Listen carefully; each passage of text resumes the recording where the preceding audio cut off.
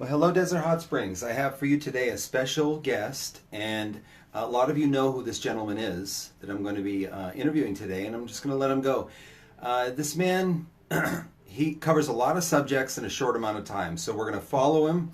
We're going to keep him on track to tell us a lot of about a lot of things about his life. He does know a lot. He's been through a lot. He's got a Purple Heart Award.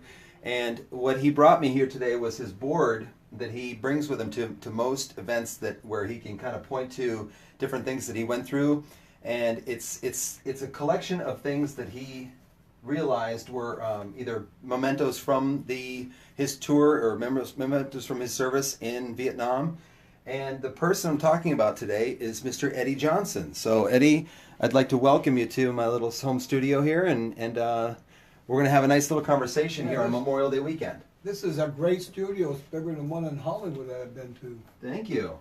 I'm gonna sit bigger down. Than Paramount Studios, if you want to think about it. Well, Paramount's a big word. I'd like that to. That's close enough to it. So we're gonna discuss this in just a little bit here. But what I'd like to do is I'd like to just get a little background on you. You served in the Army in Vietnam, and you enlisted in what year? I enlisted in 1967. I was 19 years old. Mm-hmm.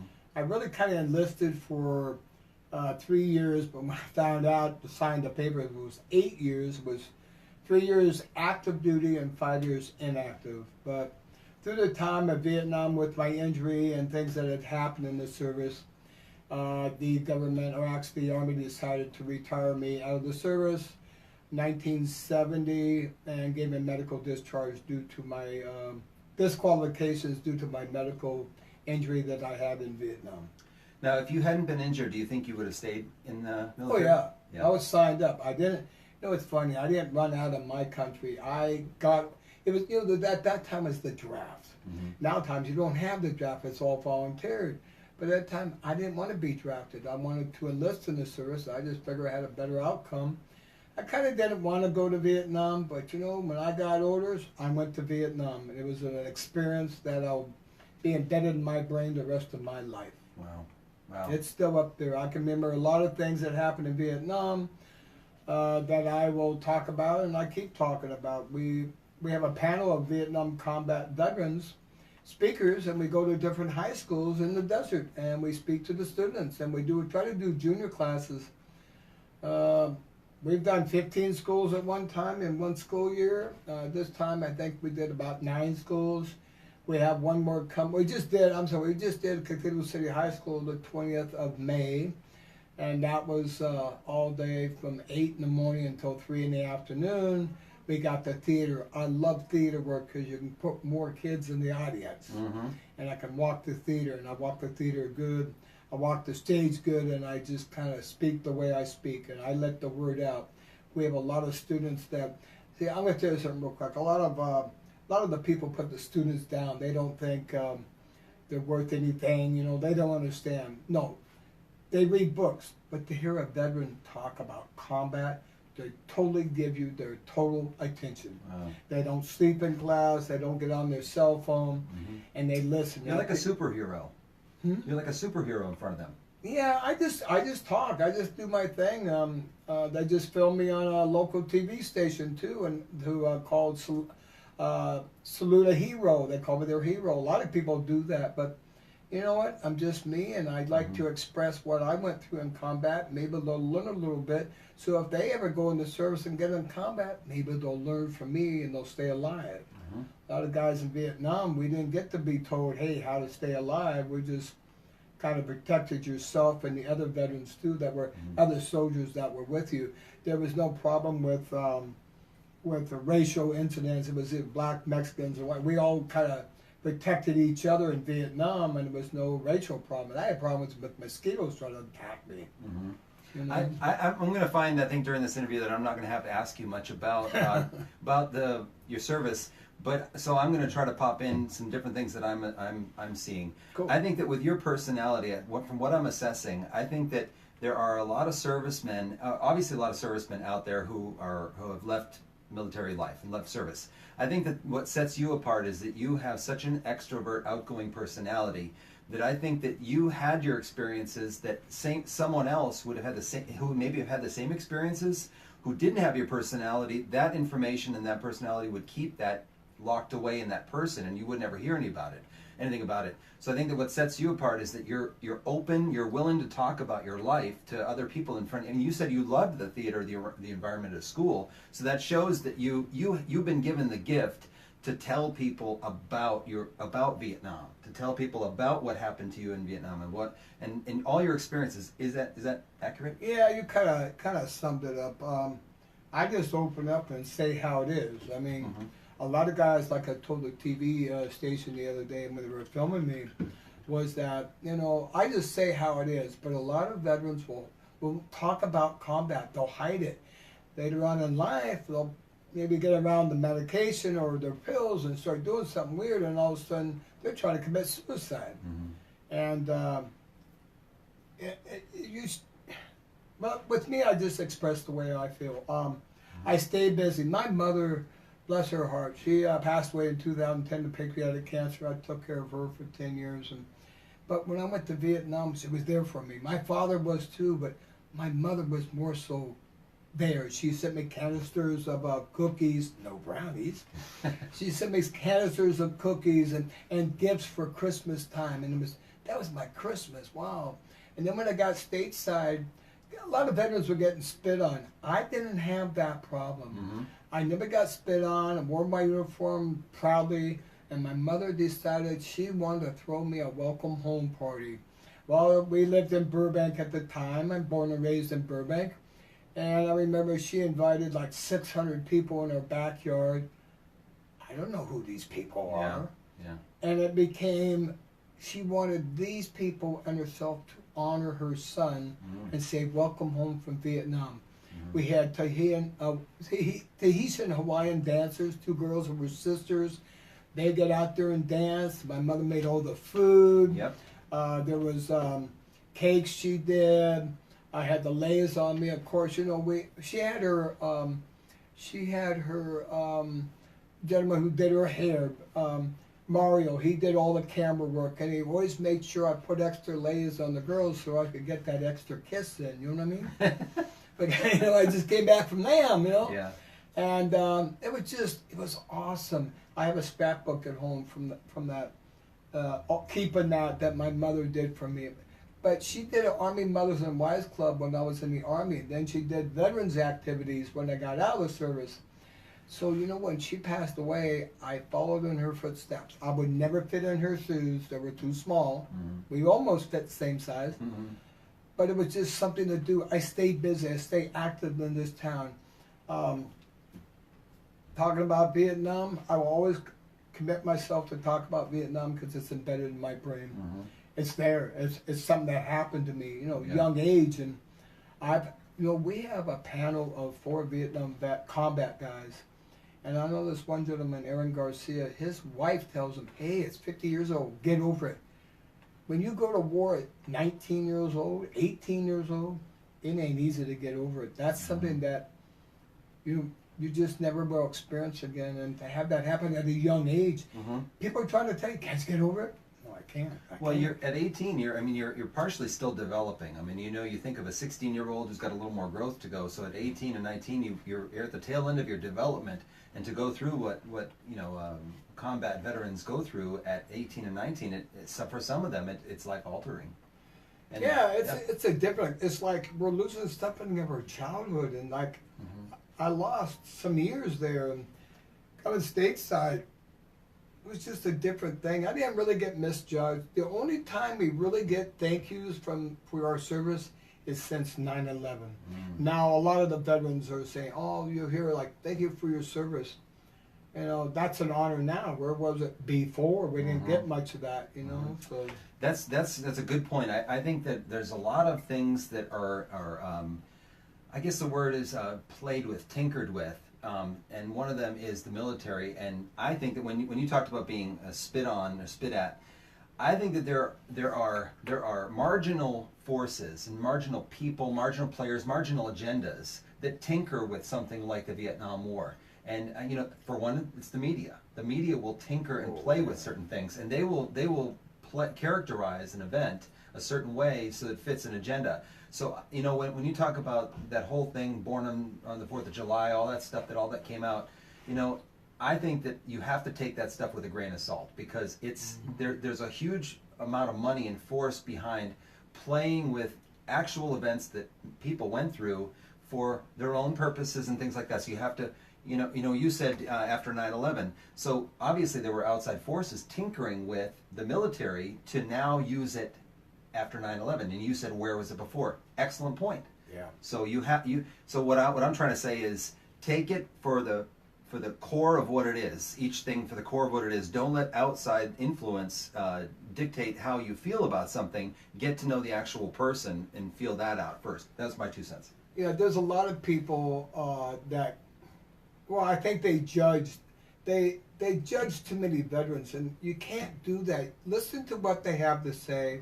If you see a veteran walking around and you kind of say to them, thank you for your service. In fact, what's your MOS, which is military occupational service, or what you did for your job, and they answer you and just say they want to talk, let them talk. Let them express themselves, because it's a really healing process when they can talk. But when they don't talk, there's a lot of Vietnam combat veterans do not talk about combat. They just erase it, left it there. Yeah. Well, I think this society has a part in programming people to not talk about it, because I think if people have stories and they hear, well, like what you just said, combat veterans don't talk about it. That gives them kind of the right to just say, well, I'm not going to talk again for another year. I'm not going to talk about it. You're right. Open up and talk about it. It's very healing. In fact, speaking of talking about, let everybody know this is water. There's no tequila, vodka. Right. I don't drink alcohol. And I brought out my green cups today because he's got his army green on. So why don't you got a picture here of you with Goldie Hawn and Ruth Buzzy. Yeah. So when you got out of the service, you came back to Burbank and they put you on a little show, right? Actually, when I was on leave of absence after Vietnam, I got a 45-day leave. While I was in Vietnam in base camp, so, remember I went to Vietnam 67, 68.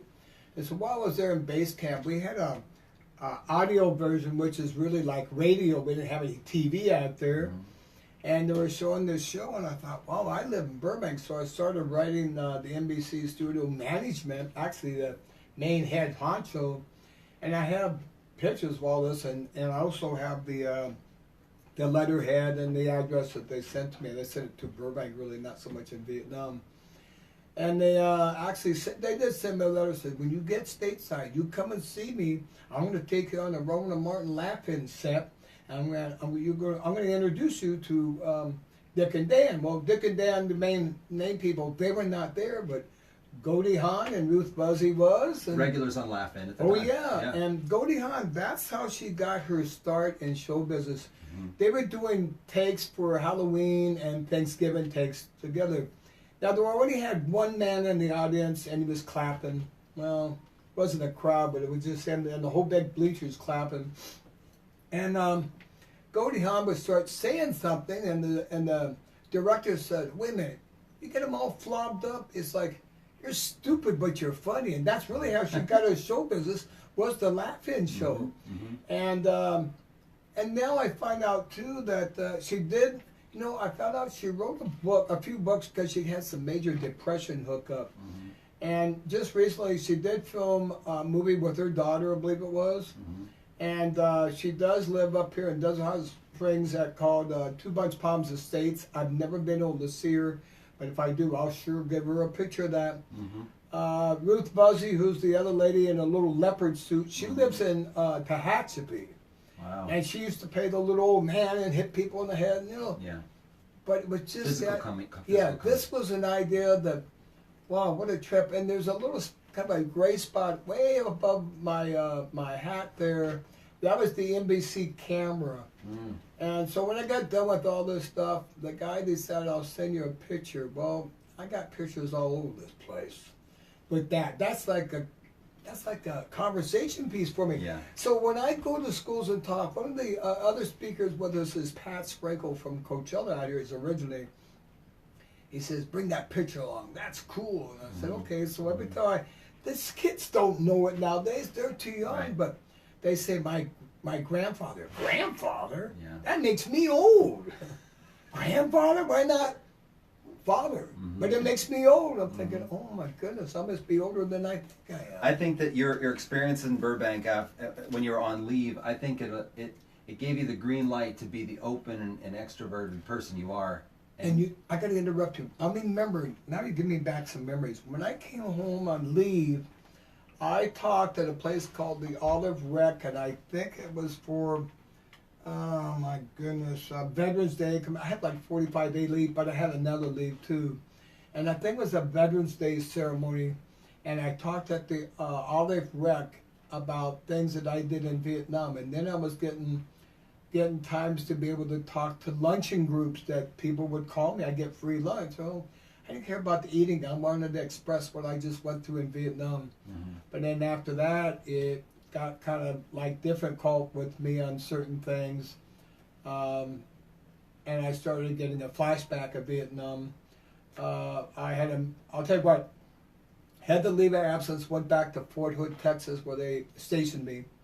Actually, I got to go back. I went to Fort Sill, Oklahoma. I had a broken nose in Vietnam when I ran into a machine gun. And the government said, let's not do anything with his broken nose in Vietnam. He may get it shot off. Why should we waste our money? So they got me stateside, and they did a tuck and roll on my nose, and I got emergency leave. And it was just so happened when I was on the emergency leave, at that time we had drive-in theaters out in this big lot. They don't have that now. Students, what's a drive-in theater? And you have to explain it to the students. So I went to a drive-in theater, and I was with a girlfriend, and somebody threw a cherry bomb next to my car. It was Vietnam all over again. That's how, and I didn't get up violent, and I didn't go try to fight everybody. Yeah. I have an emotional cell brain damage from when I was wounded in Vietnam. So I've dealt with VA hospitals and the VA for many years, still dealing with them, and they've helped me. Well, from what you told me, you're about the VA, you are not the most impressed veteran with the VA.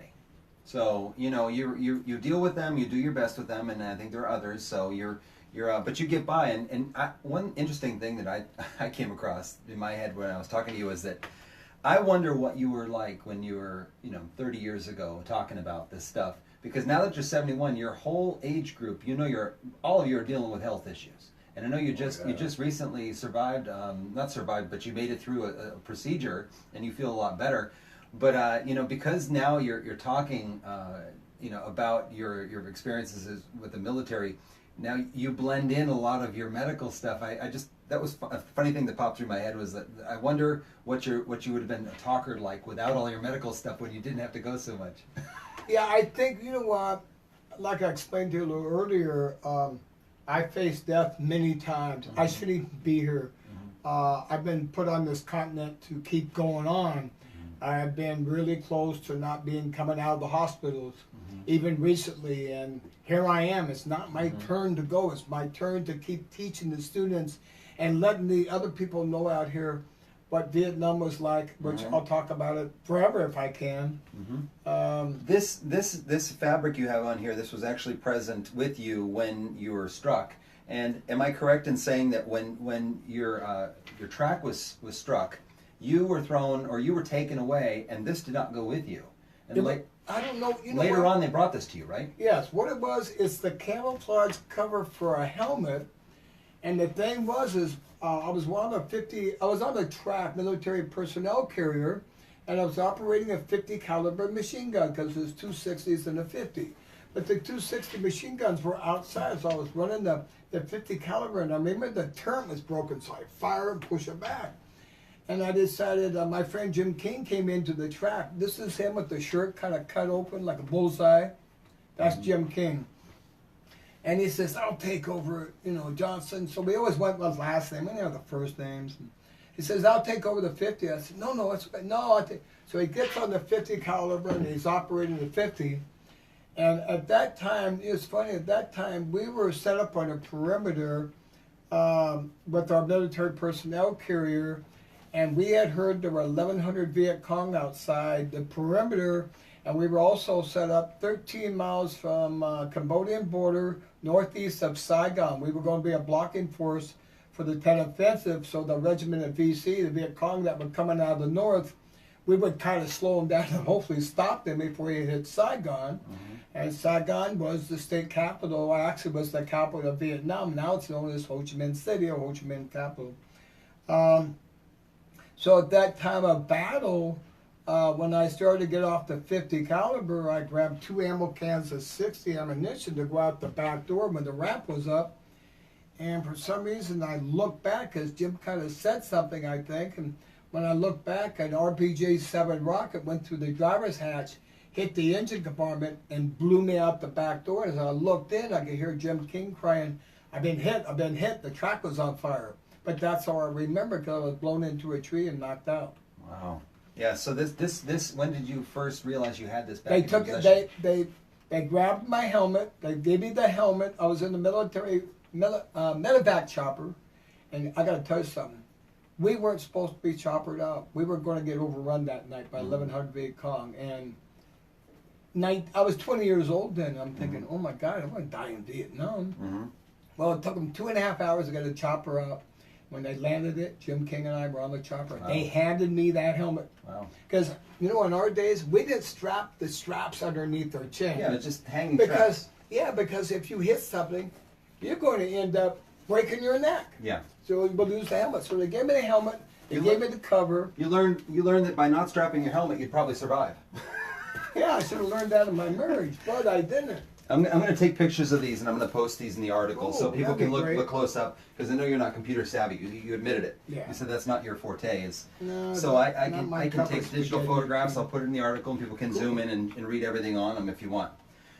So yeah, no, your memory is vivid about that, isn't it? About not the dark side of it, but you know, the whole process, how you got where you guys were.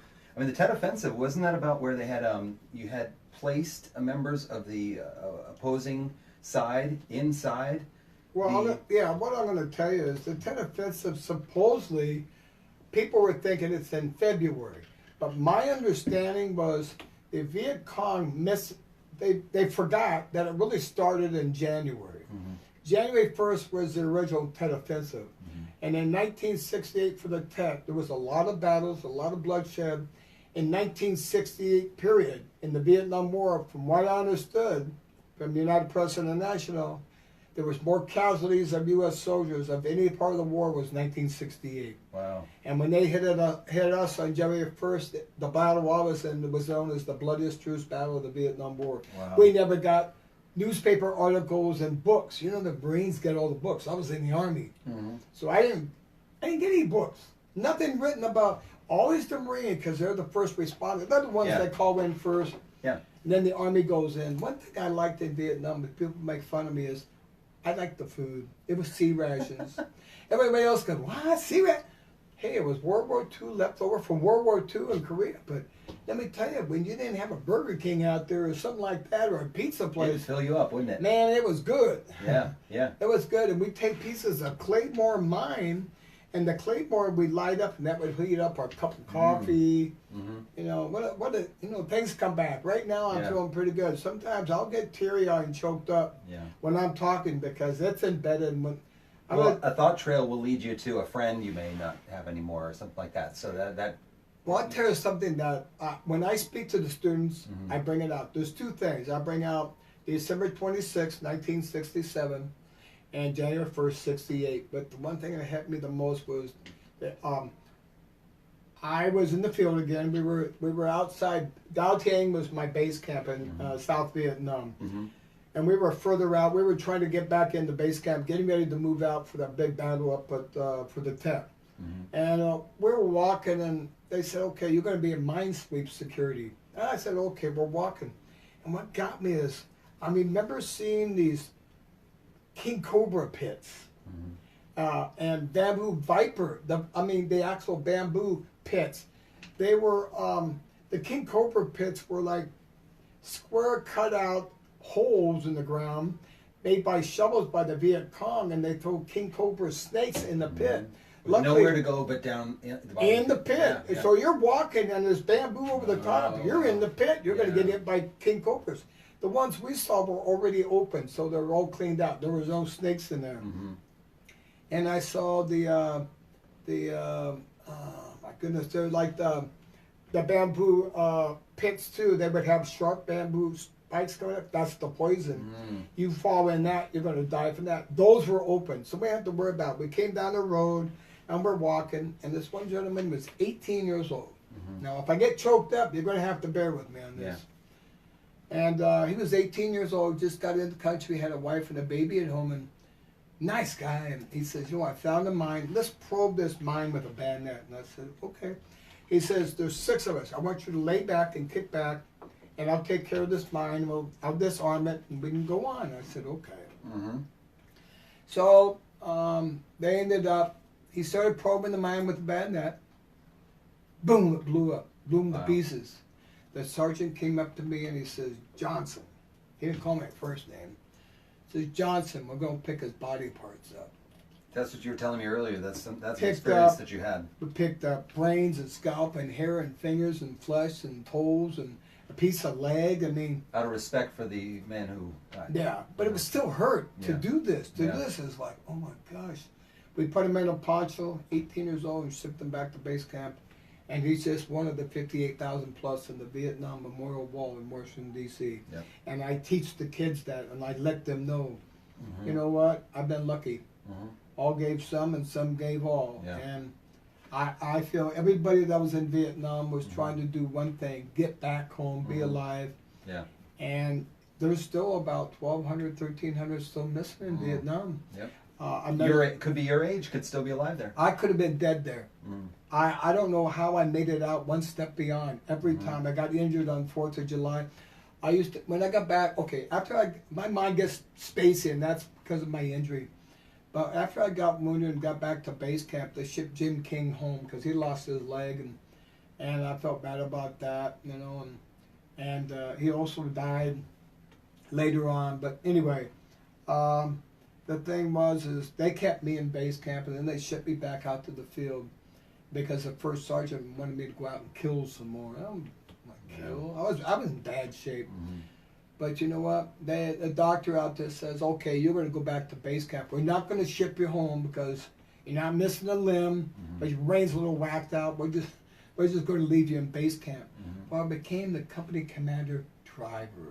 Wow. Oh, yeah, I had that Jeep, you know, and I went out driving to the fuel depot, and I'm putting gas in it. Just as I turn around and come back, we're getting hit with incoming to hit the fuel depot.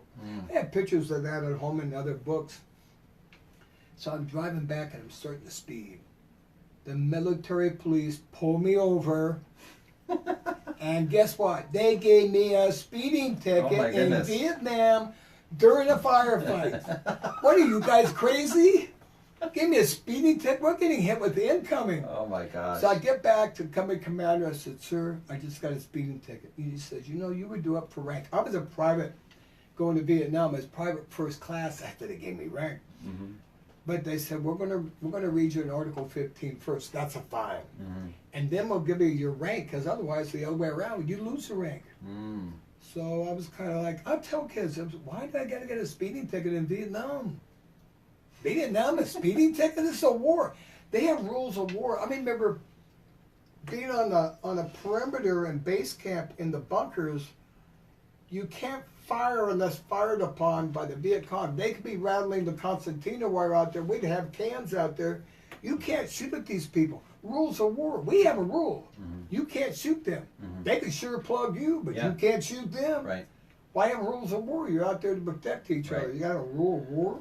I'm gonna check, make sure we're still live. But one of the things I wanted to ask you about, I like to go into obscure things that I don't see a lot of people bring up or hear about. So the thing that I want to ask you is, a lot of people talk about when in Vietnam, it was basically, their argument is, you know, they knew the landscape, they knew the territory, they knew it was their area. That's why they. You're talking about the Vietnamese. How they knew how to navigate the jungle much better than Americans did.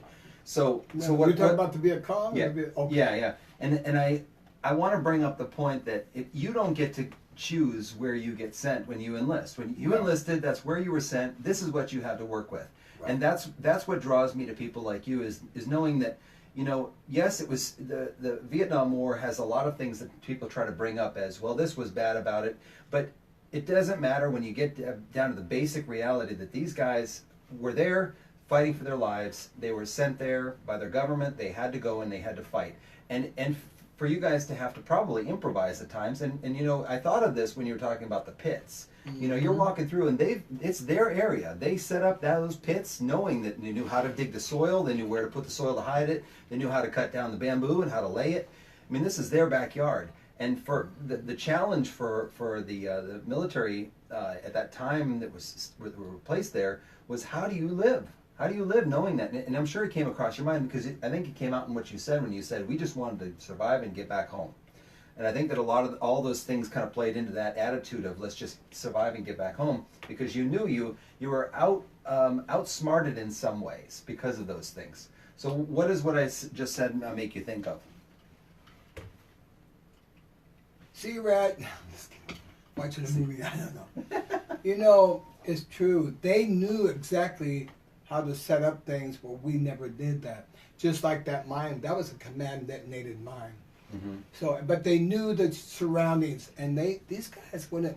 You know, it's funny. People always thought the Vietnamese were the Viet Cong. They are not. The Vietnamese were the good people, and the Viet Cong, you know, they dressed up in black pajamas. You couldn't see them, and they hide out in trees and do some weird things and try to dress up like a bush.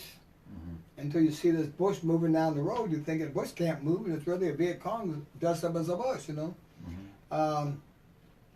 Yeah, they just they had ways of always being one step beyond us. We could not ever get an accurate body count because they had a lot of tunnels all over Vietnam. So they take their injured and they're dead and take them off through these tunnels.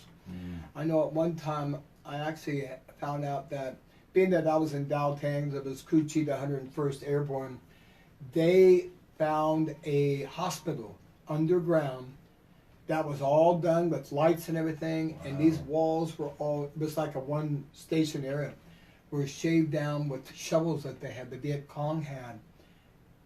A hospital underground. Isn't that something else? Where there's a will, there's a way, right? I'm doing something, you know. There was a lot of the Viet Cong, like I say, a lot of them, and wearing those black pajamas, you can't see them at night, and they seem to hit us at night a lot. A lot of the students will even ask us, did you get a body count? I don't know. I fired at night. Yeah. I have no idea if I killed anybody. But that kind of thing you just said makes my brain always go to the next step, which is that I believe that it made the soldiers actually smarter, because you saw their tricks, you caught on, and you guys would talk about what they were doing. It made you more aware of what could be going on. It just made you up your game. It challenged you guys to look out for that. I'm going to tell you something. You know, in boot camp, you do training under the Concertina wire with live ammo. You were never trained of what to face in Vietnam. You were never trained that in boot camp. You never got that. When you got to Vietnam, they trained us about the Claymore mines, and then how to, just little things here and there. They never really trained us before what to look for when we were there. The King Cobra pits or the bamboo pits too. We never got that training. I think if we would have known that, we'd be one step beyond them. But that's how, you know, there was always one step ahead of us. But I think it's that way in a lot of things, because my dentist, you know, he's probably your age, close to your age, and he told me, he said medical school, dental school didn't teach him anything. He learned almost everything he knows on the job. Yeah, and you had to learn all that same way too. Yeah, you had to learn it when you got there. I know. I'm going to tell you something. I used to watch the Vietnamese women eat leaves off of trees. Wow. Like, how gross. You don't have any ranch dressing or blue cheese or ketchup? No, they just eat the leaves and their teeth are all rotted. Like, wow. Oh my goodness. Wow. But there were a lot of good people. We adopted a little Vietnamese boy that his parents were killed by the Viet Cong. We adopted him. We kept him in base camp, and it was, you know what? Just raising him, right? Yeah, it was. Yeah. You know what? It was different because we treated him like one of us. Yeah. Hey, let's shift gears for a minute here. Let's go to what you're putting together. No. Okay. No. We're going to talk about what you're putting together at the park you want to have a wall there. Yeah. Well, I tell you what it is. Being that I am the Veterans Park caretaker. I was appointed this, I believe it was in January, about a year and a half, 2 years ago. City Council appointed me the Veterans Park caretaker because I take care of the park. I love to honor veterans. I honor veterans. I don't care if they served in the National Guard or the Reserves. They served in the military. And I honor all who served, not just veterans in Desert Hot Springs.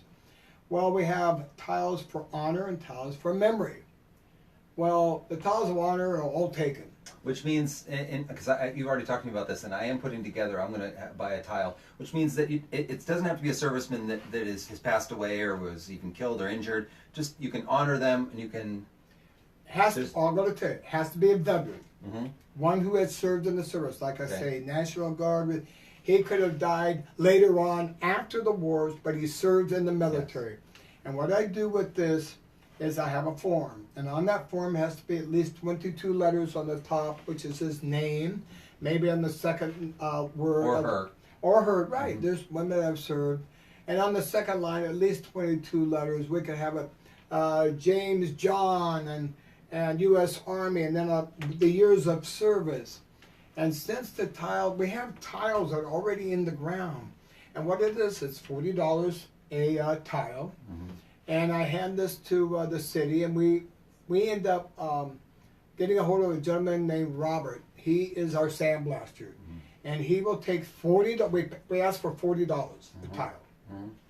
He takes the $40, he gets a special stencil cut, and then he turns around, he brings his sandblasting machine up and sandblasts the stuff you see that's on that stencil, that was on that paper, goes into that tile. It's there for the rest of the eternity of that park.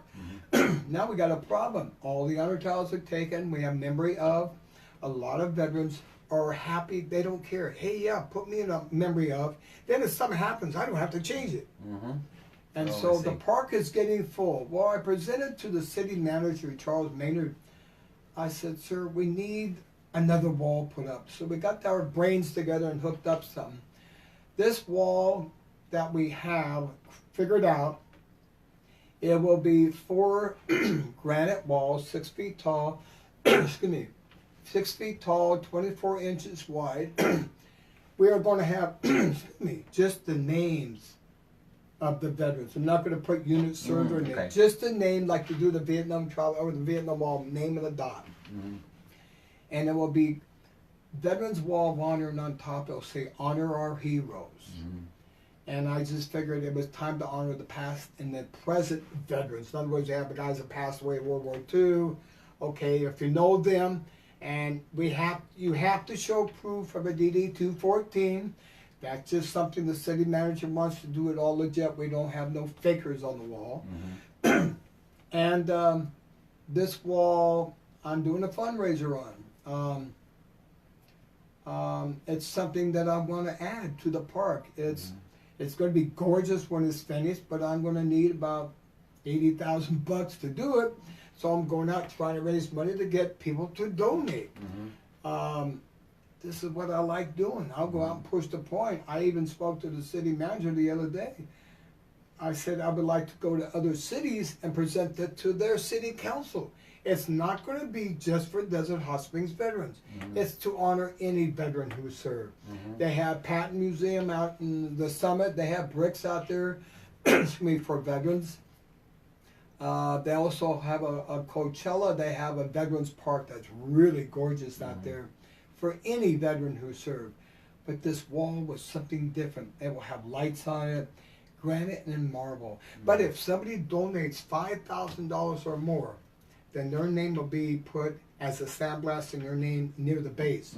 Never on that wall. Wow. That wall is reserved for veterans. Now, how would names be added to the wall once it's in place? We will have it sandblasted. So the crew or machine would come out. The gentleman comes out with his thing, gets up on his ladder, and he'll sandblast the name on. He'll put the stencil, and then he'll sandblast it. Basically etching across the surface of it to where it's different than the polished surface. It will be engraved surface. out. Now I'm going to tell you what I did. It is felt. You can feel the deep depth because I think a lot of people, we all know the actual Vietnam War Memorial in Washington. You can go with paper. And you can. This one we did this to not really for the Vietnam vets. No, I know. But for all veterans. It is. But they'll still be able to get the name off. Yeah, I think they probably could. Right.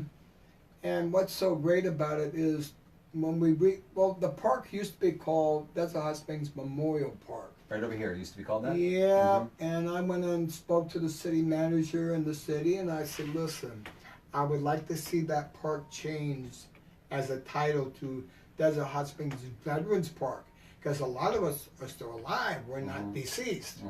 And we can still honor both sides, honor and memory of.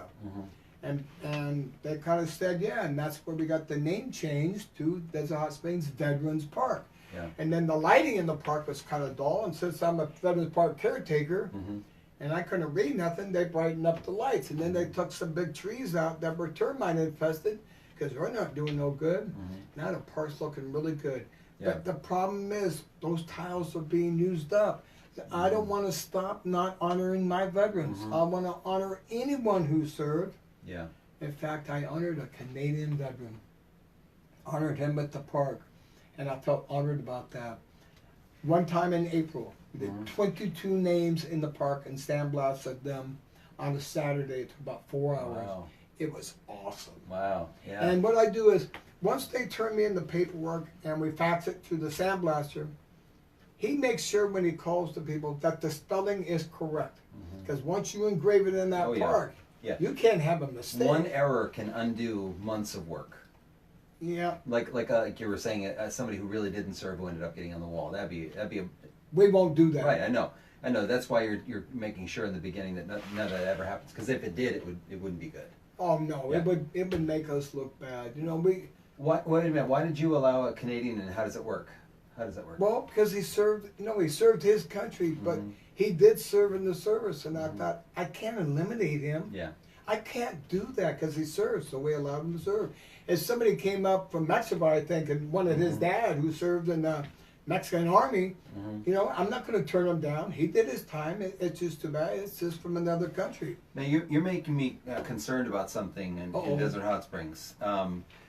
I'm concerned because what I'm gathering from you is that this park took on a new life when you decided you were going to push to get it moved from Memorial Park, because you now were a veteran. You weren't memorialized. You were a living veteran. Alive. Yeah, that park is pulsing with your life right now. No, so what's going to happen in 30 years? Do you worry that in 30 years somebody won't take it over and go back to Memorial Park? No, it's going to stay the way it is. Okay. I have the city backing me up, and I really feel it's going to stay as a veterans park. It's a better title. If you look, a lot of parks, they're veterans parks. Yeah. They're not very few and in between for memorial parks. Well, I think that's pretty artistic the way you're calling it Veterans Park, and I think it fits that because it's a very modest park. It's not grand scale. It's really tight, really clean. The grass is beautiful. Everything is really functioning on all cylinders right now in that park, to me. But it is a small park, so you're not going to get. It's not a well-known park where you're going to get people memorializing their family member to get off the tent and come see it. So for it to be a modest park, but still at the same time talking about veterans who are living, who can come to it from Desert Hot Springs, I think that fits. I think that was a good choice. I'm gonna go step back a little bit. Before I really started doing this Veterans Park, a lady by the name of Dot Reed kind of created. It was supposed to be a city park years ago, and I've been out here since '92. It was just a city park with park benches. And that was it. And she wanted to do something for veterans, and she kind of like honored all kinds of people. And then she kind of stepped down, and I kind of stepped up to the plate, and I like doing home runs. But I'm going to set you back a little bit. In 2009, I was in Cathedral City at a memorial. Well, they had what they did. They had the veterans moving. It was the Vietnam Memorial moving wall that travels and tours the country, and they had it sitting there. And I went and worked the wall for about 3.5 days. Was finding loved ones on the wall for other people. So I got a kind of a figure and a hand into that. Once that was done, I thought, you know what? Desert Hot Springs needs to see that Vietnam Memorial moving wall come to Desert Hot Springs. The Veterans Moving Wall is a replica of the one in Washington, D.C. that has 58,000, and I think 58,000, probably 300 and something veterans, I'll say 58,000 plus, who died in country in Vietnam. If you die after the war, you cannot be placed on that wall at all. It's only reserved for the ones who died in country. So there's probably 1,300 still missing in Vietnam. And so what happens is there's about 4 different places that you can have this wall tour the country, and it's called the Vietnam Combat Memorial Moving Wall. Well, I wanted to bring it to Desert Hot Springs, and they said, well, gee, it's going to be $5,500 or $5,000. I thought, oh my goodness. So what did I do? Like I always do, let's do a fundraiser. So I grabbed my can, I went to car shows, I went to art exhibits, I went around. I got honored to go set up my can. I raised $10,000 by myself. Wow. I had a car club, Palm Springs Cruising Association, who was a member of. I've been a member of them for 17 years. And they were my bank. They were the ones that kept the money. So it went to somebody. And it was kept on the side. It wouldn't be figured out with the regular dues and stuff. It was on the side. And so then we decided we need a location. Well, I thought, I got the money together. I got the people to help me with this, so why not put it at Desert Hot Springs High School? Well, the location we found was the baseball diamond. So we had to make it leveled out. I got a hold of gentlemen who were general contractors out of the club that had businesses before, and they retired, got their RVs and their big cars, 9 or 10 of them. Yeah. And they said, you know what, we're going to help you build that wall and make the platform there so when the wall does come in, they can put that wall up. The ROTC group helped us. This became October 13th in 2011. The Vietnam Memorial Traveling Wall sat at that high school. We had a grand opening. Oh my goodness, it was an honor. And we did that. It was 113-degree heat, that opening ceremony. No, that's a different one. Okay. This was the one we just did last year. Okay. And it was 113-degree heat on opening day. There were 300 people. I don't know how we can make it out. 100. This is in October, 113-degree heat. It's like, this is Vietnam. This is hot. So we did the opening ceremony. I got honored by, at that time, it was Congresswoman Mary Bono Mack. I got honored by them. I got honored by Yvonne Parks, the mayor at that time. Scott Mattis was just a council member at that time. Now he's the mayor now. What a great speaker this guy is. And he's all in favor of Veterans Park too. But anyway, so we did the Vietnam Wall there. I had people, I had Vietnam vets guarding the wall at night. That's a $2 million wall, but to me it's worth a lot more because it's got names on the wall. It goes from 1959 to 1975, which is really what the conflict, well then they called it the war, the names on the wall. And I had other people come out bring us sandwiches, and I had ladies use the manifest books at night. I kept it open 24 hours a day. That's what it's all about. Yeah, because some people, they want to come when they're ready. Vietnam vets only show up at night a lot because they don't, I got choked up. They don't want to have the outside people see them cry. Wow. We've had a couple of them come up. We just had the wall here again. That's what this one is. It's yeah. Woodland Park. Devon's Park, 8 blocks from my house. I could have walked it, but I didn't feel like walking it. When we did it at that time in June in 2016 or 17, no, it was last year. It was last year, I believe it was. It was 125-degree heat for 7 days in a row, and the wall was here 3.5 days of that. Wow. And the people that bring it come down from White Pines, Michigan. They came to Texas, and then they came to us.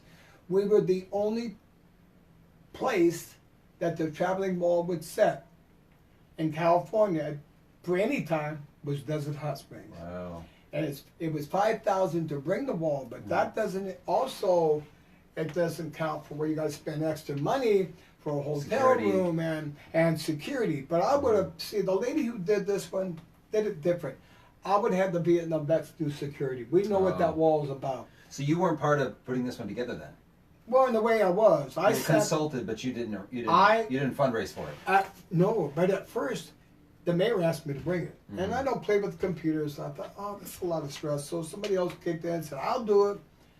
Well, they did it, but I worked at 15 hours a day. I would start at 5 in the morning. I'd dump out the trash and kind of do little side jobs. And I'd be there to help people find the loved ones on the wall. But 124, 125 degree heat. At 4 o'clock, I go home and I find a shirt. I stick it in the freezer. Yeah. Because I figure I'm going to put my shirt on. It'd be cool. So those are the only 2 times the walls come to Desert Hot Springs? And they're I both over 100 degrees each time? Yeah. Yeah, October and July. But this one here was in June of last year, and oh my goodness, was that hot out there? Yeah. I want to bring something up to you. I saw you at the State of the City speech of the Mayor made, and I like to be blunt and to the point and call things like how I see them. Okay, now in Desert Hot Springs, you looked around the room and you saw who was there. I'm going to tell you right now, there's a lot of money in this city now. And I'm telling you that for $80,000, that would be nothing for them to put that together in no time. So I'm going to ask you the interests that kind of are present and making money off the town now, not off the town, but off of doing business in this town. What do you think they might come to you and say, what can you do for me? Because that's pretty much how business is. If you were able to get a donation, they're probably from a large one from some of these other groups. What do you think they would ask in return? Would they want their name on something? How would that work? Or would you be willing to deal that way? Well, I'm going to tell you, we've been kind of offered certain things, flags for the park if they have their cannery, which is the marijuana.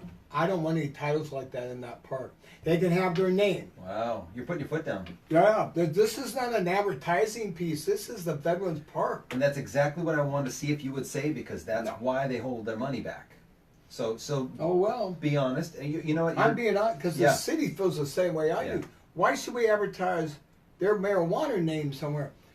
If they want to, you know what? I don't know. I think if it came up to the idea where they want to fork out the whole bill, they can put their name right there in the base. One maybe, but not a bunch of them. No, this is not this is not an advertising place to advertise your name on a billboard. This is Veterans Park.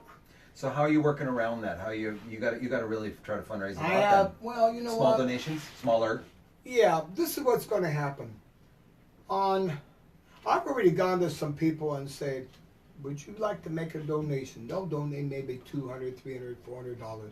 If they don't, that's fine. That's up to them. I'm not going to pressure them. You're not going to focus on the money. You're going to focus on this long-term process of getting this up. I think if it does, well, I'm going to say too much. I'm going back to the city and I'm going to ask them. They have they have a lot of money in savings. Yeah. Maybe they'll help us when we get some of the money in there. Maybe they'll kick in the rest. I really would love to get this wall up soon because once that city manager, Charles Maynard, retires, I don't know who's coming in next. Yeah. I think you're right. I think it becomes a balancing act between how long is too long to wait and how long have we been waiting for it, and we need to move on with this thing. I think it's a lot of that is the perception of this whole idea. I really want to see it happen. That's why I went up to Charles Maynard, the city manager, in my meeting with. I have a standing meeting once a month. I said I don't mind standing up for a while because sitting this gets. Yeah. And I said, I asked him for permission. Do you mind if I go to other cities at their city council meetings and ask for donations? Because it's not just for Desert Hot Springs, it's for any park. Right. Just like Pat Museum. Yeah. He said, yeah, go for it. Yeah. I think that's a good approach. I think you're I want to get the Memorial Day one. I think I have it here. What was I going to say? It was something. Oh, you're going to get a new sign made because the wording is too small on the billboard for the. Not too small. You want to be able to see it better from the road. Next year, actually for Veterans Day, I'm going to see if we can. The CCAC is the ones that kind of do this thing for each ceremony. Yeah. I'm there to kind of like coach because I'm a Veterans Park caretaker. Yeah. And when I talked to Charles the other day, he says, it's your park. Yeah. I love that park. That park I have a lot of respect for, oh, I love that park. And we can do a little more things to it. I want to see it put a permanent, well, a lot of people don't want to do this, but I want to see them put a permanent cover in somewhere. Because in the summertime, I like to go, I'll go to that park night and day. I go to that park and I'll sit down and I'll just kind of reminisce and think. That's a quiet place. It's your for me. adopted baby right there. Yep, until the sprinklers come on. Then it's like the monsoon season in Vietnam. I love seeing the public works truck out there mowing the grass. Oh my God, they've made that place they do a lot. look so good. Yeah. So now, good. what you think would you like to get? Maybe a second billboard. You can keep the one you've got. Add a second one to the other side so people can see it. Maybe coming down, down Palm from Mission Lakes. Well, there's whoever goes down always seems to come up.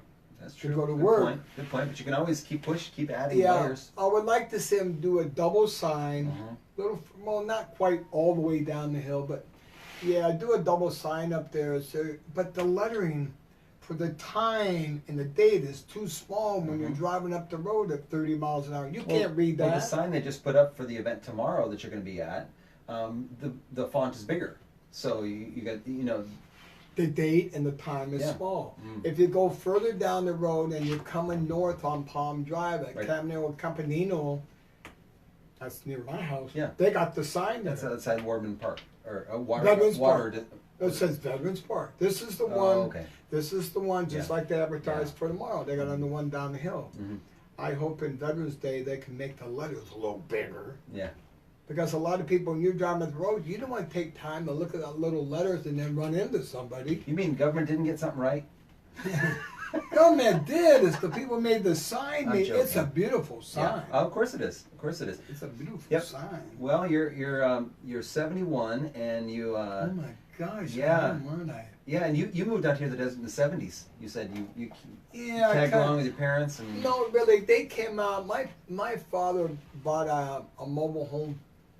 Actually, the land for $6,500 in Palm Desert Greens Country Club. My God, the land selling for $500,000 for a piece of dirt, sand. And he bought a double wide. Then my mother wanted to tag along to make it a triple. My dad said, "Get a job." Oh. So she got a job advertising for the Desert Post newspaper. My mom's just that way, and mom is mom, And then she started advertising some stuff and doing some stuff for veterans, and that's how I kept going. But I moved out here then, and then I kind of went back home, and then I had back to Burbank. Yeah, then I had some treatment done at the VA, and then I came back to my mom's house to recuperate, and fell asleep and woke up on my 7th day at Loma Linda University Hospital. I was in a coma for 6 days, and I had two collapsed lungs, internal bleeding, pneumonia, and life supports. I wasn't supposed to come back. I was supposed to just stay gone. 5 weeks I was in the hospital and got out. 1979. That was in 76. 1979. I had actually divorced my wife and first wife. I had 3 of them out there. Yep, couldn't make my mind up. 2 Mexican Americans and an Indian. So I figured they can't do anything. No. So I wasn't working out of my ballpark, so the Indian was kind of cool. She was all right, but her daddy would eat red onions in my kitchen and peel the paint off the walls. So I couldn't handle that. Wow. Yeah, so I divorced all of them, legally. 1979, I was living with my mom and dad at the mobile home park, and I had a Chevy Vegas station wagon. I just had an apricot metal flake paint job put on. 4-cylinder? Oh, yeah. And I had just weird saying, and I had my mom in the car. I just heard to pull into a park, and at that time it's just a 2-lane road. It wasn't a big highway. They didn't have 4 lanes in the divider. Nobody behind me that I could see.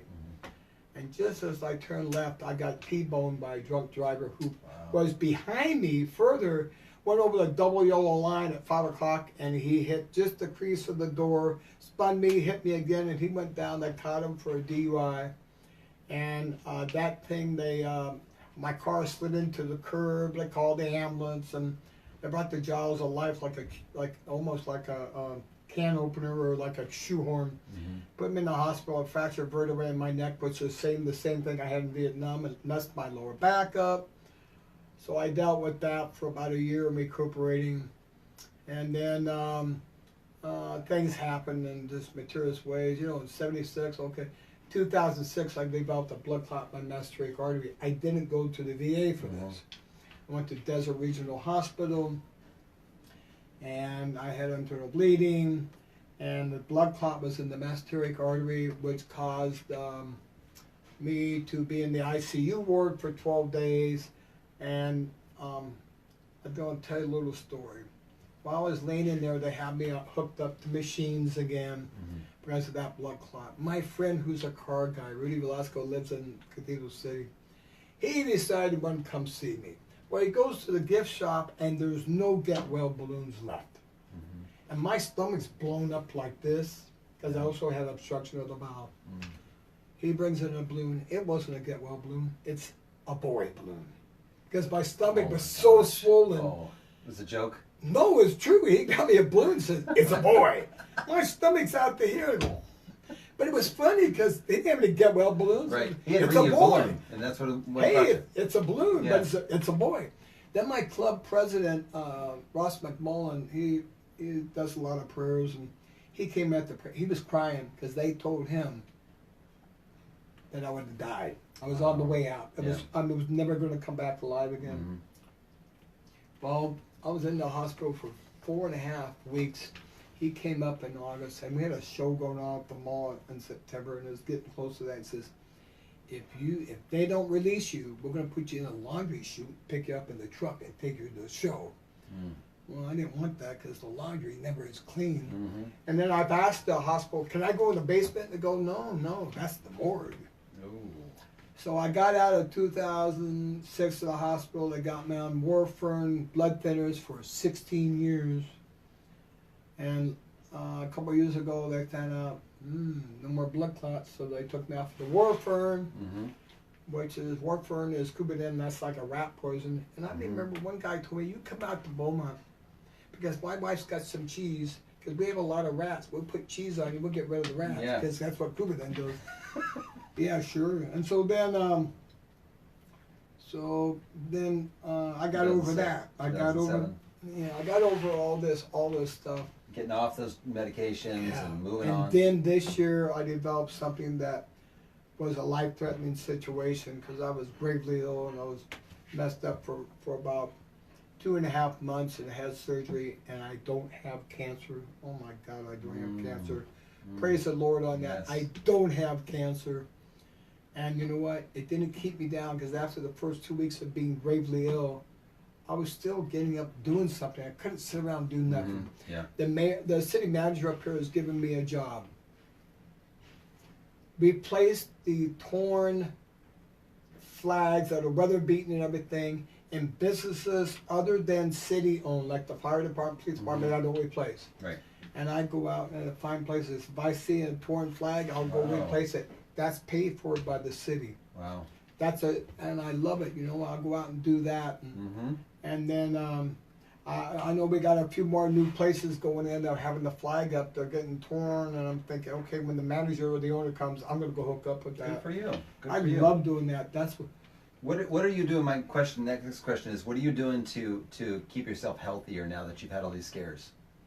You know what? I don't drink sodas.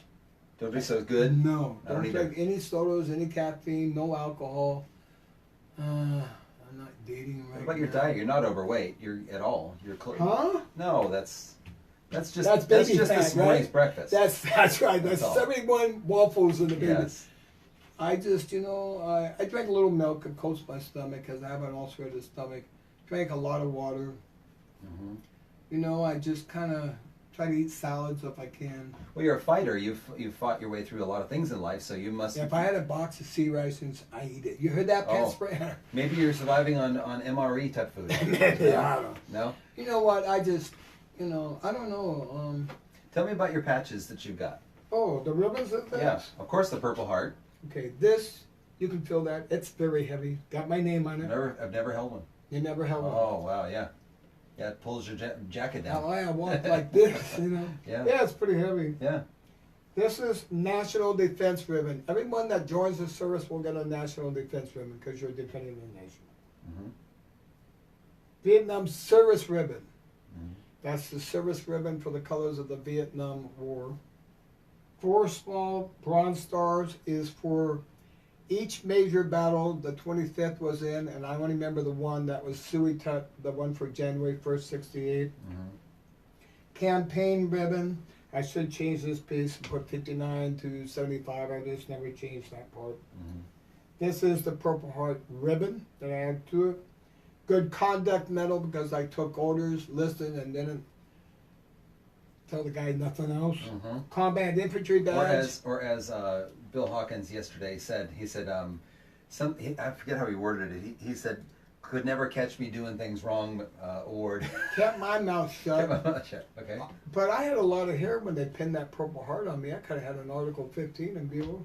Yeah. This is a combat infantry badge because the unit I was attached to was actually the 25th Infantry Division. Mm-hmm. People say, was it because you live in Desert Hot Springs? No, this is the combat infantry badge. Anything to bash Desert Hot Springs, huh? Specialist 5. I was specialized as a recon scout mechanized infantry. That was my field, my MOS. I was not a sergeant, so I couldn't give orders. I still had to take orders. Mm-hmm. Just some other ribbons here. This is my P38 can opener. Wow. They still sell those over here at the... Yeah, you know what? And I use this still. When my can opener runs out of steam and the power goes out, I get to use this. What do they call it? What's the store down here? That's the Traders of the Lost Winds or something.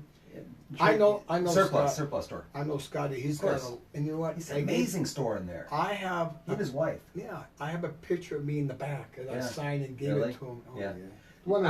I've been there several times, and several times people just walk in and they go, "I just want some of the openers. That's all." Do you know it's against the law? If I die, my brother and sister get this Purple Heart. Wow. It's against, or it goes back to the government. Wow. It's government owned. Well, they don't want people selling them, obviously. They do that.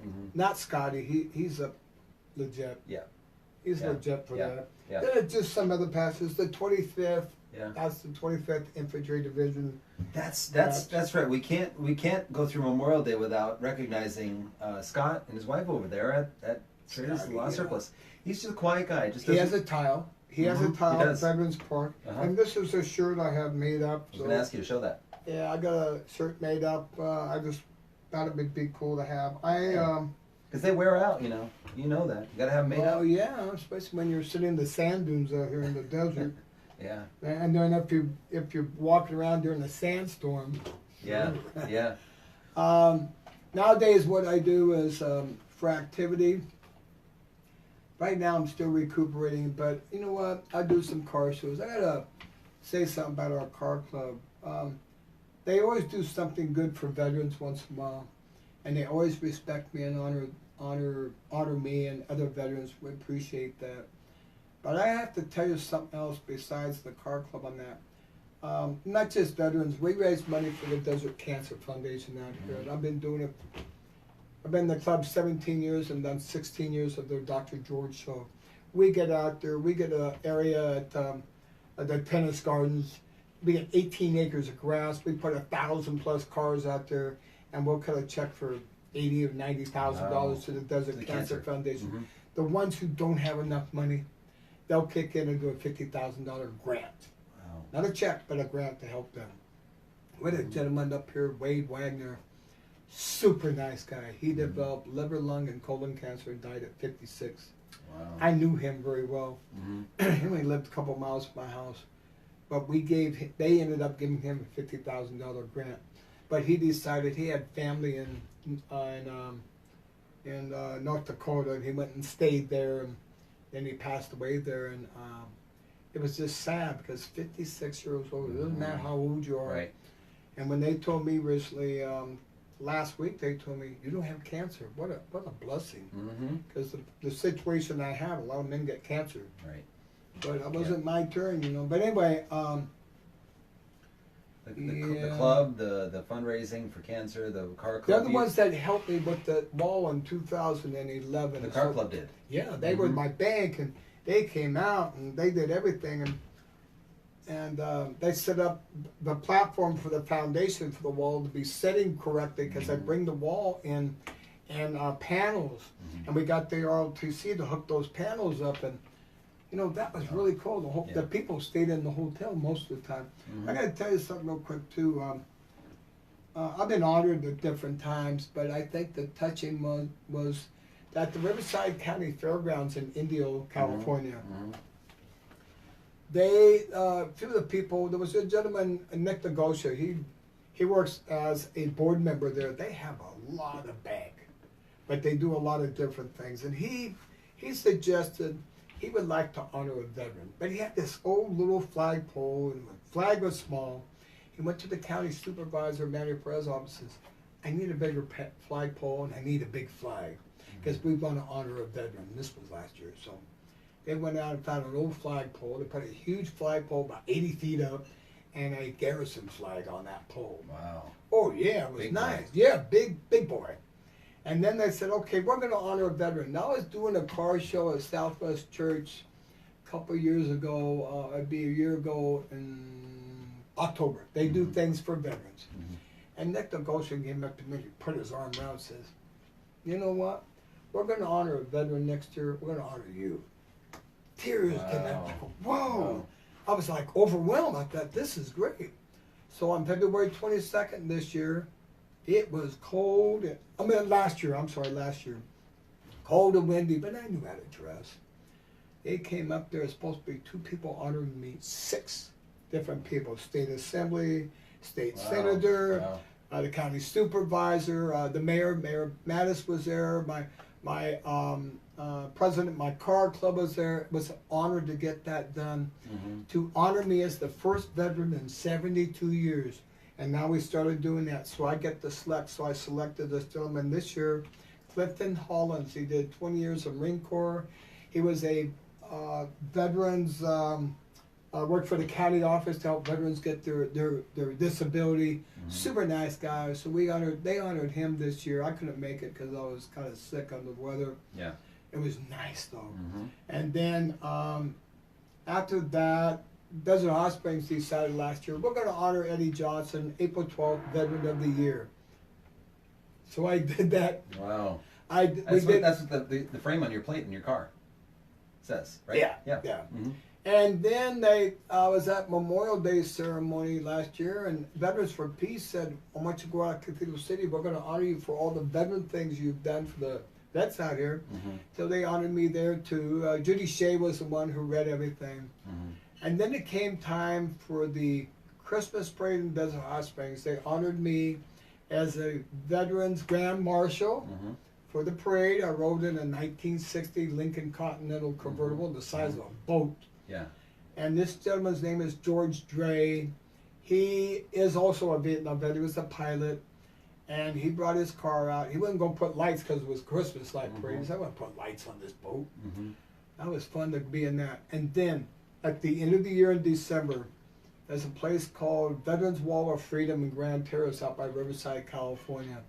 And they decided they kind of emailed the city and they asked them, do you have any outstanding veterans who would like to add to this Wall of Freedom?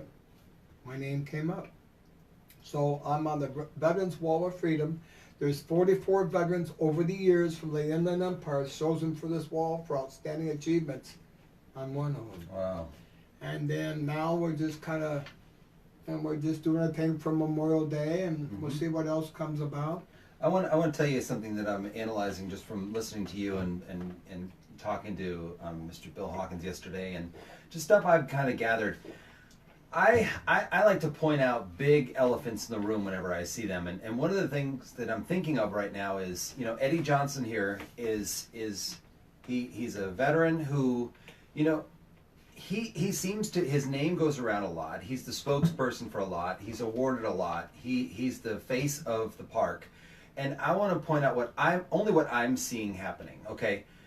I know that there are a lot of other veterans out there, and I know that there are probably a lot of other veterans out there that have seen much more and much worse than him that don't get the same recognition as he does.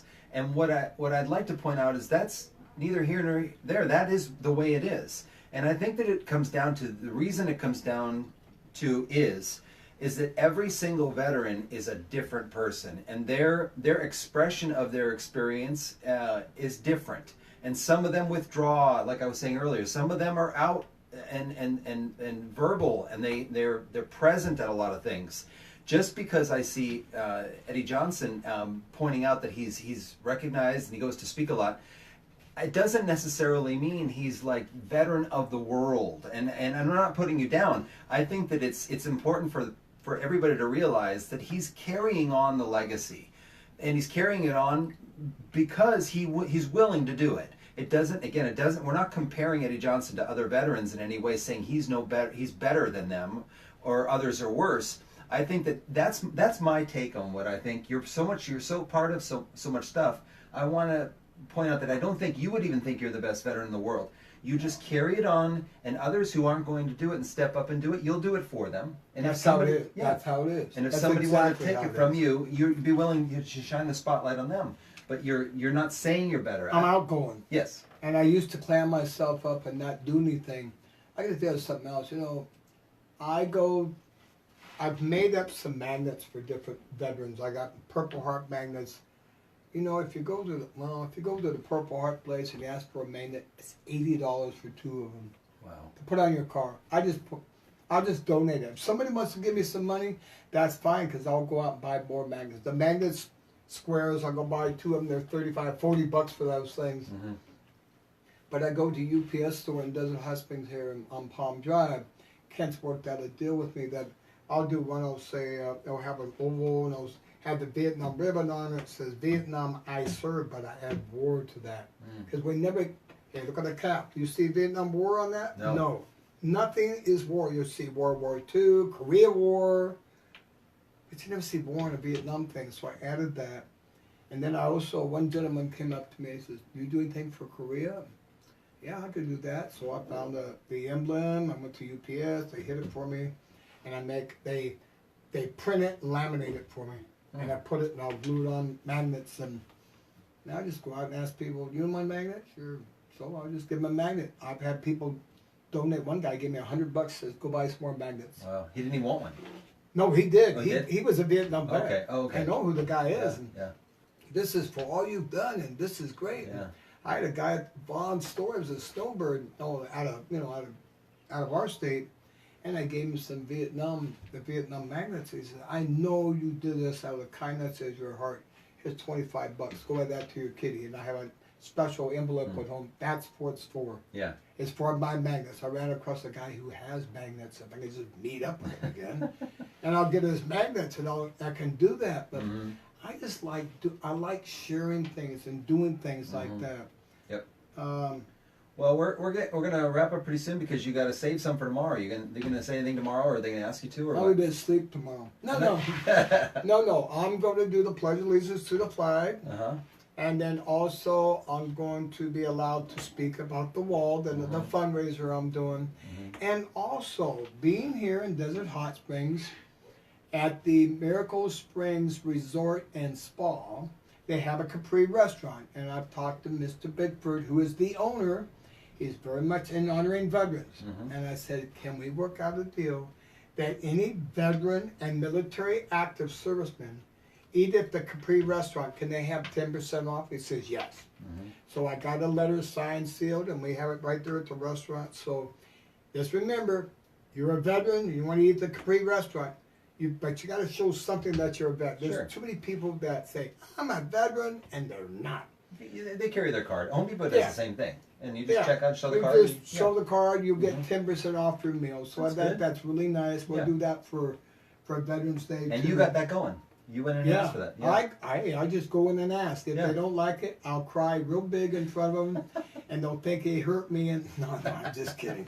Mr. Bigford is really good with veterans. He's a veteran. Yeah. Is he? Yeah. Yeah. Yeah. He's really good with veterans. You know, replacing those flags. I replaced the flag of the hotel. Now I want to work with him if maybe we can do a big flagpole out there and put a bigger flag. It's just something I like. Tomorrow will be the same for you. You'll be working on You're stuff. that crooked? Yeah, you're darn crooked, man. Gotta quit moving around these chairs. You'll be putting something else together tomorrow, or working more on your projects you've got going, and you're. So in the last couple minutes, is there anything that we didn't cover that you think of that you thought that you wanted to say? No, I'm gonna say in honor any veteran who served and lost someone. Tomorrow is Memorial Day. Honor them, remember them. We will never forget our veterans. It doesn't matter if it's Vietnam, Afghanistan, Iraq, Korea, World War II, World War One. You've got to remember all the veterans. I would love to gather the money to help build that wall, but I would like to have some more people who would like to honor their loved ones or friends as having a tile at that Veterans Park. I love that park, and I'm up there sometimes. Well, if the wind wasn't blowing today, I'd be up there tonight raking the rocks. I always do that. Yep. It's just so fabulous. The city, I have to say one other thing. I always like to add little extra flags. We have the military branch flags going around the tiles. That was my idea. We got to do that with sleeves. And I asked the city manager, I said, I'd like to add a Purple Heart flag to that park and fly it the same time we do Memorial Day or Veterans Day. He said, okay, so they ordered a Purple Heart flag. Really nice. And they put a sleeve in the ground, and I'm going to put that in tomorrow because there's a lot of veterans, anyone who dies in combat is automatically given a Purple Heart. Military order the Purple Heart. And there's a lot of guys there that are combat wounded, and I figured just add the flag, it would help for that. Yeah. I think, I gotta tell you one other thing. Back when Dot Reed did the park, she didn't have a POW flag up there, and I asked her once, can we add a POW flag? She goes, no, you gotta add all the flags. She didn't know.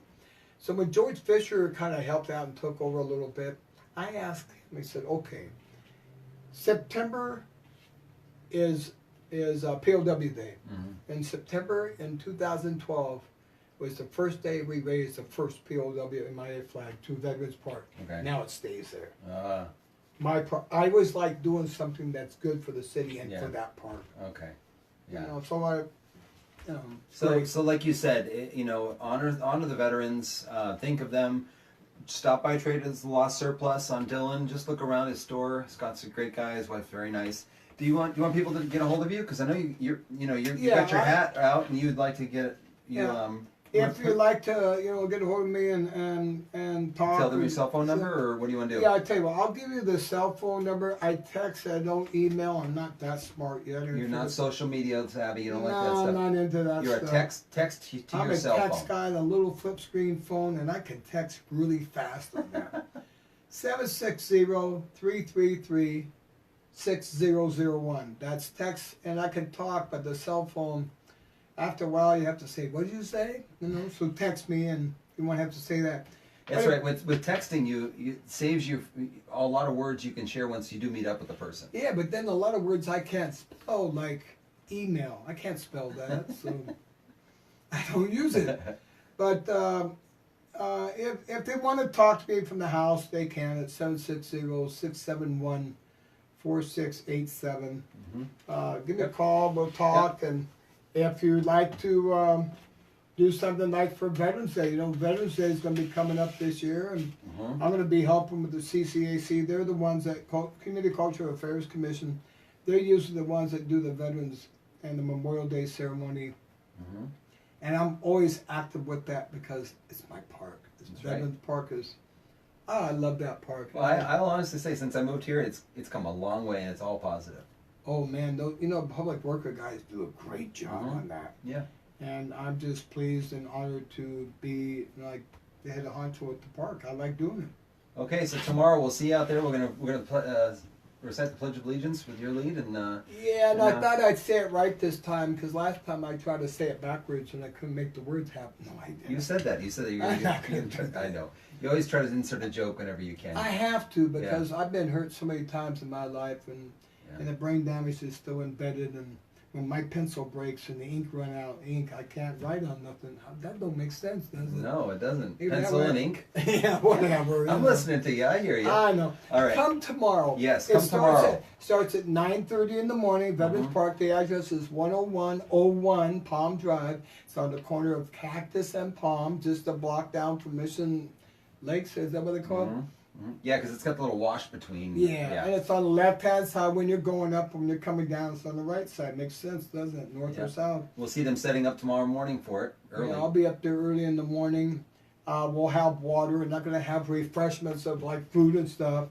And I just want to make it one point too, is after that, the VFW, Jeff Horton, has a special Memorial Day plan too, and he's kind of corresponding with us. So we'll do our event, and then he'll do his thing. And I believe that it's easy to find the VFW if you can hook up, go down Palm Drive, go east on Dillon Road, go to Mountain View, the next traffic light, turn right, that'll be going south, and you'll see a sign on the right side that says VFW. Pull in that road, you go down and see a tank sitting out there in his property. Go in and enjoy the visit in that. It's a terrific place. They'll have food and everything. And in keeping with what I said earlier about pointing out big elephants in the room, I think it's important for me to point out that we seem to have a little bit of parallel veteran and memorial programs going on in our city in Desert Hot Springs, because there's not a strong bridge between everything veteran, everything memorial in the city, and VFW and city stuff is kind of. They're kind of two different entities. Doesn't mean it's wrong. It just is what it is. And I think that parallels how people are. I think that you have, just like I've pointed out, you have veterans that are outspoken about being in service and others that don't.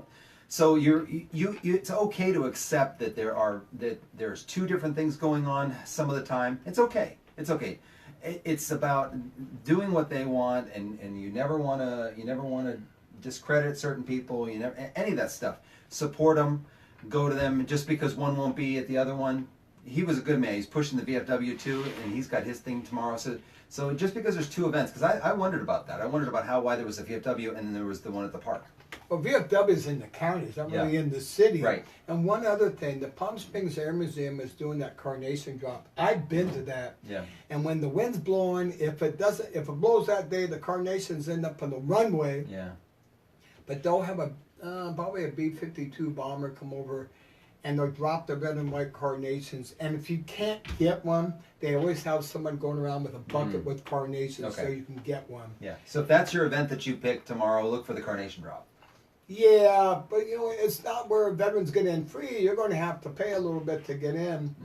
And there's not really any seating, so bring some chairs with you, or folding chairs or something, because it's going to be wait. They have a new thing there real quick at the Palm Springs Air Museum. It's a Korean and Vietnam hangar with Vietnam planes and Korean planes. Well, they're going to start wanting you guys to go there and volunteer to start talking about Well, the you know equipment. what? I am going to try to purchase a tile pretty soon in there and put my name in the Vietnam hangar. They have a POW section of nothing but POW bracelets. That's really... Yeah. You go in there and you find it. My dad was an aeronautical engineer in World War II.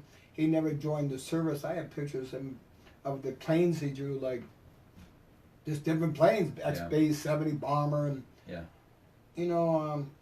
my dad never served in the military and stuff. So my brother never served in the military, or my sister, but they're all backing me up for what I stand for. Yep, good. It's nice to get a little recognition in this town besides what driving a PT. Hey, that PT is hot. You know what I mean? I just cruise around in that thing. If it stays up, then sometimes it'll spot out and maybe it'll never work again. Well, it's if there's any reason to keep it, it's that interior, baby. All that. You know what? When the PT Cruisers were out, I gotta share something. PT Cruisers were out. The guy had a black PT Cruiser. He had the actual wrap of the Vietnam Wall. Wow. That's when the PT Cruisers were really hot. The PT Cruisers, when they came out, they were groundbreaking. I mean, that was to see something so retro looking come out. It was $50,000 on the first PT Cruiser. Came out in 2000, and it was a waiting list of 2 years. Wow. And somebody got that first one. I got one in 2002, and I just kind of did a couple things, and I did a lot of stuff to it. I love the car. I enjoy it. I do different car shows when I can. Keep it from getting hit. That's all you got to do. Easy. Don't say that too loud. So No, into me I don't believe in that karma, that kind of like mojo stuff. You're a dynamite guy. For an interview, you're really good for knowing nothing. Well, I like to research, so I pick You up a lot did of really stuff. good. I appreciate Thank it. you. Even when I saw I don't want to see it now. I have the pictures sitting there. Well, you got a bunch of them here. You got you here. That's when they did an article on me for the Desert Sun. That's back when you had hair. Oh my gosh, that's right. Because now it's a little on the rough side, huh? Yeah. So you can see Goldie Hawn, Ruth Buzzy in there. Yeah. Oh yeah, over here. That's the board. I'm gonna take close-ups of that before you go. Oh, this here, I got to share this with you. This was from Pat Sprinkle, I believe, was over here. The center, let's see, the center person was Ed Brady. When Pat fought in the war in Vietnam, he made real good friends with Ed Brady, and Ed Brady got killed in Vietnam. Wow. And he started. Pat Sprinkleman, he got stateside. He was married, but he started drinking. He drank for a lot of years, and now he just celebrated 38 years of being sober. Excellent. I'm so happy for him. Good. But they used that picture when we did. It came up in the newspaper last year when we had the Vietnam Wall, standing at the park, and they used that. And when we just spoke at Cathedral City High School, Lee Wilson took a picture of Ed Brady and put it on the screen for Pat. He just hesitated because it hurts him because he made buddies. You can't make friends like that in MAM. Right. I made friends with Jim King, and I mean that hurts. You know, it hurts when you make too close of friends. Yeah. You know? Yeah. This is what was it? Is it this one? No, it's not that one. That's the park. There was one. There it is. That's the one you were talking about. Yeah. You know, when I did Coachella High School one year, there was a young man there. He's an artist, and he said, "You're my hero." He drew a picture of me like that, but without the helmet. And I got it at home. Holding the gun that way? Yeah, I got the picture and everything at home. Wow. The reason why I have a bandages on that, in '67, I fell off the ramp that was only 2.5 feet off the ground and sprained my ankle. Wow. So I got that wrapped up, and you know, Vietnam. Wow, it was. You see things like that, and it goes back. There's a lot of things still that are buried that I won't bring out. No. Someday I will. Someday I'll open it up and drop them out of the closet, but. It was kind of different. Thank you, sir, very much for the interview. You could go on for weeks. You could go on for weeks. Shut me up. I know, and we have to give people, info and the amount of time that they'll have, because. Just don't fall asleep at this. I keep it going. All right, it's a pleasure having you here and listening to your story. I think it's important. It. It's important for other avenues for people to hear different things, and I think that, my approach to this is that the city does a lot to get information out, but there's always room for another angle. I have a lot of different flyers. You need some information, call me. And I usually know a lot of things that's going on. I know a new restaurant that's just opened up. We won't say anything yet because it won't be open until July. Well, and I'm going to get him to honor veterans too. I put together newsnddhs.com. It's an alternative news website and independent news. I have no agenda. I'm not doing it for money. I just do it because I want to see other points of view being shared in the city of the direction of our city. Not necessarily because everything is wrong in the city with the city direction, but I've been saying that for a while. Look over here, read that. Look over there, read that. Your idea will come somewhere in the middle. Because if you only pulled one way, you can only have one way of thinking. You got to see two sides of things. That's all. So newsnddhs.com. But we're going to end the video and go down to the Veterans Park. I can't talk no more. I have to talk tomorrow. Oh, you can talk. Yeah. I'll talk tomorrow. You have room. You'll have room. I have my motorcycle here. We can ride off on that in the sunset, huh? Yeah, World War II. Mr. Hawkins told me it's an Indian. Wow. Yeah, a World War II Indian, rolls and everything. So anyway, thank you, Desert Hot Springs. Thank you, Desert Hot Springs. Eddie's going to be around for a long time. He's cancer-free, and he's a positive voice. And to get used to my ugly face for another 30 or 40 years. All right, happy. Desert Hot Springs. See you at the. Bye, everybody. Venice. We'll see you tomorrow.